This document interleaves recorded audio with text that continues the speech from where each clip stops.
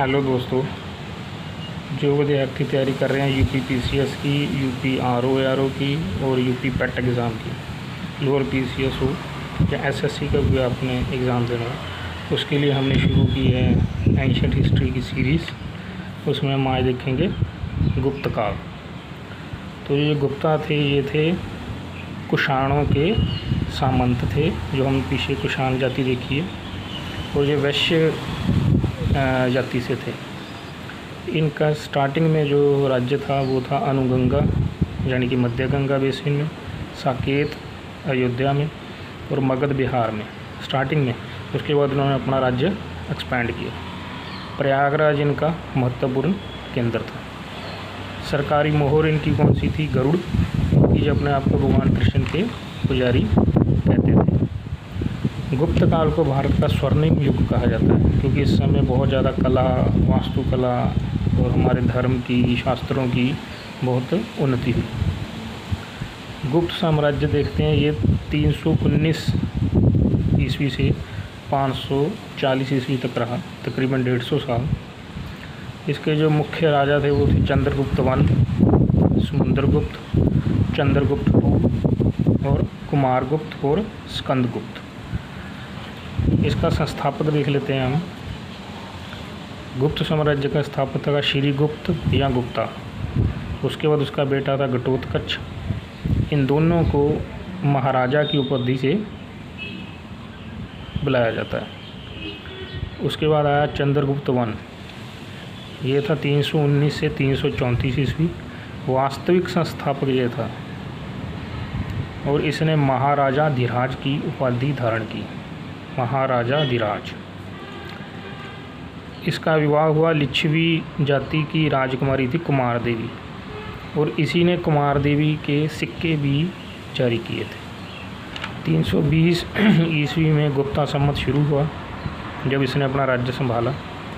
सोने के सिक्के इसने जारी किए, उसका नाम था दिनार, वही कुमार देवी की चिन्ह वाले। चांदी के सिक्कों को कहा जाता था रूपक। और इसका महरौली में एक लोह स्तंभ मिला था, जिस पे चंद्रगुप्त वन का नाम था। तो अब ये कहाँ पे है? कुव्वत उल इस्लाम मस्जिद में है, दिल्ली में। ठीक है, आगे हम देखते हैं समुद्रगुप्त। इसके बारे में हमें जानकारी मिलती है प्रयाग प्रशस्ति, ये अभिलेख है। प्रयाग प्रशस्ति उसका नाम है। इलाहाबाद स्तंभ, इसमें इसका जो नाम है समुद्रगुप्त का वो है धर्म प्रचार बंधु। इसकी पत्नी का नाम था दत्ता देवी। ठीक है, और जो प्रगाढ़ प्रशस्ति किसने लिखी थी? हरिसेन ने, जो इसका कवि था, दरबारी कवि, संस्कृत में लिखी थी।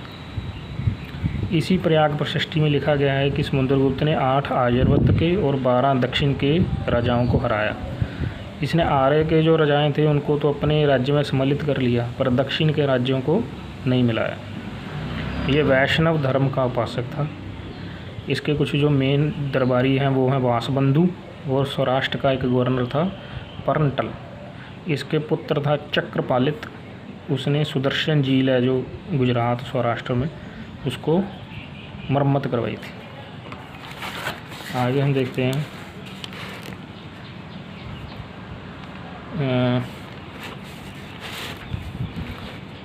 इसका समुद्रगुप्त ने अश्वमेध यज्ञ भी किया। ठीक है, और नेपोलियन कहा जाता है भारत का समुद्रगुप्त को। ये प्रश्न बहुत बार पूछा गया है, और ये किसने कहा था? विंसेंट स्मिथ ने। ठीक है, इसी के समय श्रीलंका के राजा था मेघवर्णन। उसने रिक्वेस्ट की थी समुद्रगुप्त से कि वो कुछ बनवाना चाहता है मंदिर वगैरह बोध गया में। तो उसने श्रीलंका के राजा मेघवर्ण ने ये निर्माण करवाया था। और समुद्रगुप्त को वीणा का बहुत ज्ञाता था, इसे वीणा वादक भी कहा जाता है। ठीक है, और इसने अपने सिक्के चलाए बाघ की शक्ल के गरुड़ और तीर कमान वाले सिक्के। कविराज की उपाधि भी इसे थी। ठीक है, और महाराजा धीराज, जैसे चंद्रगुप्त वन ने रखा था, इसने भी महाराजा धीराज और पृथ्वी प्रथम वीर। ठीक है, आगे हम देखते हैं चंद्रगुप्त II, चंद्रगुप्त II। इसका राज्य था 380 से 414 तक। चंद्रगुप्त टू को देवगुप्त भी कहते हैं, देवश्री भी कहते हैं। इसने अपने बड़ी भाई को मार के गद्दी संभाली। सुनहरी दौर था गुप्त काल का, मतलब गुप्त काल का भी सुनहरी काल था। इसने गुजरात में शकों को हराया। जो हम पीछे शक पढ़ के आए हैं, आप प्ले लिस्ट में जाएंगे, वहाँ पे सारा लाइन वाइज बताया हुआ है, शक कौन थे, कहाँ से आए थे। शकों को हराया और इसने उपाधि ली सकारी। और ये उदयगिरी अभिलेख में इसका वर्णन है, विदिशा मध्य प्रदेश में, और सांची अभिलेख में भी इसका वर्णन। इसने अश्वरोही और चक्र विक्रम के सिक्के चलाए। परम भागवत की उपाधि इसने धारण की, परम भागवत। और इसने नागवंशी और वक्टकों के साथ विवाह संबंध कायम किए। इसकी पत्नी का नाम था कबेर नाग या ध्रुव देवी। ये पहला राजा था जिसने चांदी के सिक्के जारी किए, और चांदी के सिक्के भी इसने जो शक थे उनको हराने के बाद उनके जैसे ही करवाए थे, शेर वाले, शेर के चिन्ह थे। महरौली स्तंभ पे लिखा हुआ है कि इसने सप्त सिंधु से बाहर जाके भी युद्ध किए, वलिका और बैक्टीरिया को हराया, यानी अफ़गानिस्तान में भी ये गया था। चांदी के सिक्के का प्रथम प्रयोग भी इसने किया था चंद्रगुप्त टू ने। चंद्रगुप्त टू के बारे में हम आगे देखेंगे। नवरत्न है इसके, 9 दरबारी थे, मंत्री, बहुत मशहूर। इसी से आपको देखेंगे कि ये क्यों स्वर्णिम काल कहा जाता है गुप्त काल को। देखो कितने बड़े बड़े व्यक्ति थे इसके दरबार में, कालिदास, ठीक है, अमर सिंह, धन्वंतरी, वारामीर, वरुचि, घटकर्ण, क्षपरांक, वेलभट्ट, शंकु। ये आपको याद करने पूरे। कालिदास, अमर सिंह, धन्वंतरी, वारामीर, वरुचि, घटकर्ण, क्षपरांक, वेलभट्ट, शंकु। ठीक है। कालिदास तो कवि थे, अमर सिंह भी कवि थे, विद्वान, धन्वंतरी वैद्य थे, वारामीर थे ये खगोल शास्त्री थे, वैज्ञानिक थे, वरुचि थे ये भी मतलब लिटरेचर से ही संबंधित थे, घटकर्ण ये मिस्त्री थे, मूर्तिकार बहुत मशहूर, क्षपरांक ज्योतिष, वेलभट्ट जादूगर थे ये, और शंकु थे वास्तुकार। और कालिदास के जो मेन बुक्स हैं वो देखते हैं, अभिज्ञान शाकुंतलम, मालविक अग्निमित्रम, विक्रम उर्वशी, कुमार संभव, रघुवंश, मेघदूत, ऋतु संहार और ज्योतिविद। ठीक है। अमर सिंह ने अमरकोश लिखा, धन्वंतरी वैद्य थे, वारामीर ने लिखा है, वारामीर के बुक्स कई बार पूछी गई हैं, पंच सिद्धांत, बृहद संहिता और बृहद जातक। गुरुची ने लिखा है प्राकृत प्रकाश, घटकर्ण मूर्तिकरण आपको बता दिया था, क्षपरांक ने लिखा है ज्योतिशास्त्र, और वेलवंट ने मंत्र शास्त्र, और शंकु ने शिल्प शास्त्र। ठीक है। गुप्त काल में चीनी यात्री था फायान आया था, उसकी बुक का नाम था फू क्यूकी, 399 ईस्वी में आया था। और एक और चीनी आया था सुनबुन, 518 ईस्वी। आगे देखते हैं।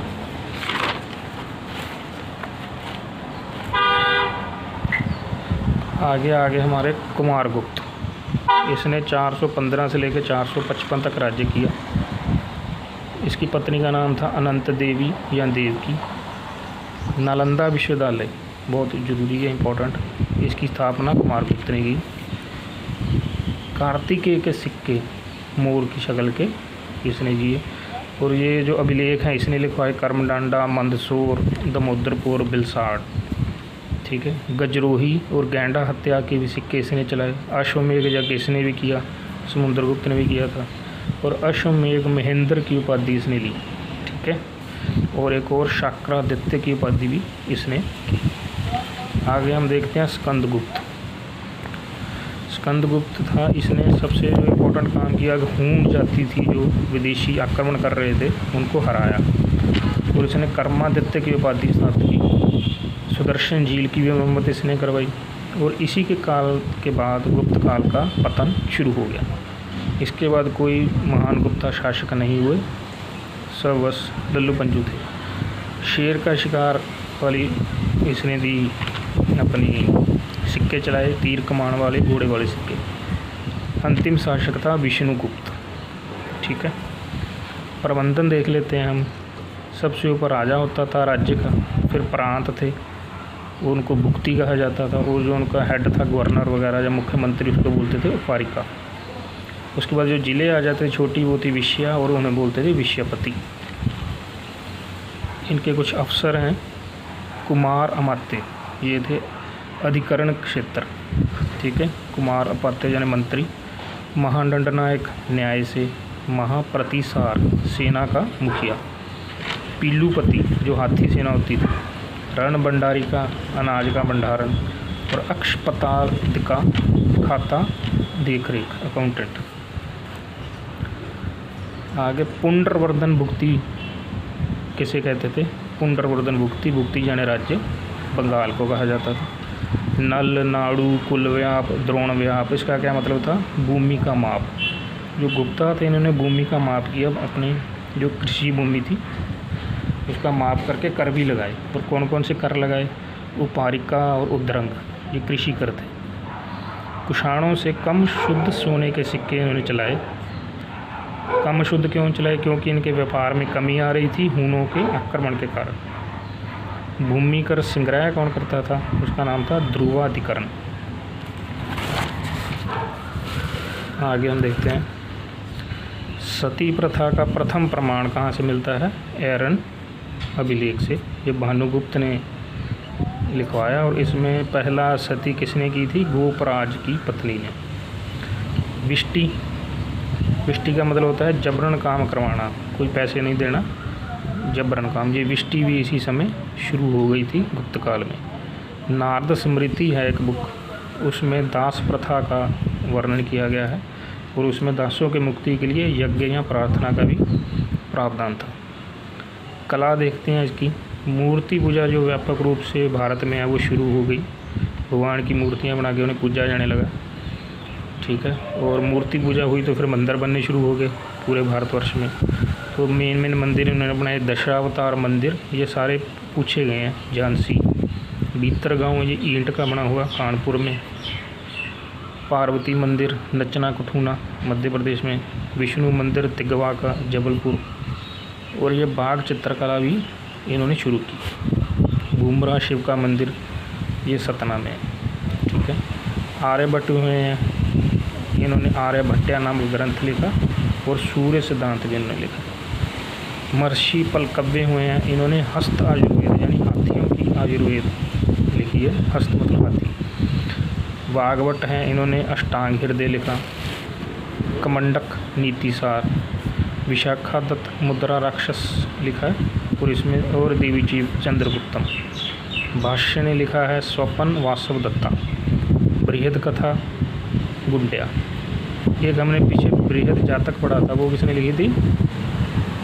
वरामीर ने। और ये बृहद कथा है ये गुंड्या। क्षुद्रक मृच्छकटिकम। स्वर्ण सिक्कों का सबसे बड़ा भंडार कहाँ पे मिला है? बयाना राजस्थान में। और समुद्रगुप्त के समकालीन राजा देख लेते हैं। धनंजय था कुस्तलपुर का। नीलराज, अवमुक्त, उग्रसेन पालका, और विष्णुगुप्त कांची। आगे अभिलेख देखते हैं। कुमारगुप्त वन मंदसौर अभिलेख।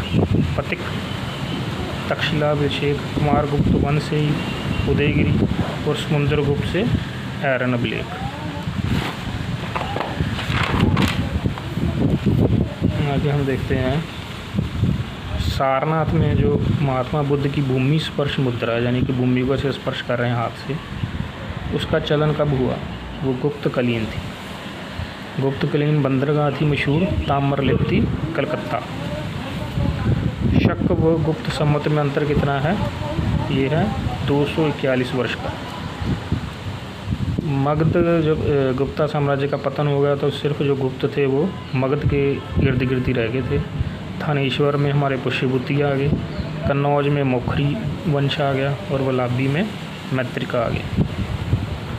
गुप्तकालीन कपड़ा योग कहाँ पे था? गुजरात, बंगाल, डेक्कन यानी दक्षिण, और तमिल वाली साइड में। औरतों व अन्य वर्गों की भाषा कौन सी होती थी? प्राकृत। जो ब्राह्मण थे या क्षत्रिय उनकी वैश्य भी वो संस्कृत बोलते थे। दुनिया का पहला विज्ञापन कौन सा है? दशपुर का अभिलेख। सबसे ज़्यादा मंदिरों को भूमि दान किसने दी? गुप्ता। और मंदिरों को भूमि दान शुरू किसने की थी? सातवाहन ने, गौतमी पुत्र ने, ठीक है ना, पोल्यू मित्र ने। भूमि कर कितना था? 1/6, 1/6। ये वैध था शास्त्रों के अनुसार। अपराहित भूमि का मतलब क्या होता था? अनुपजाऊ जंगली भूमि। और इसके मेन बंदरगाह कौन से थे? ताम्रलिप्ति, घंटासाला, कदूरा, चौड़। तो ये हमारा गुप्तकालीन पूरा साम्राज्य ख़त्म हो गया है। धन्यवाद।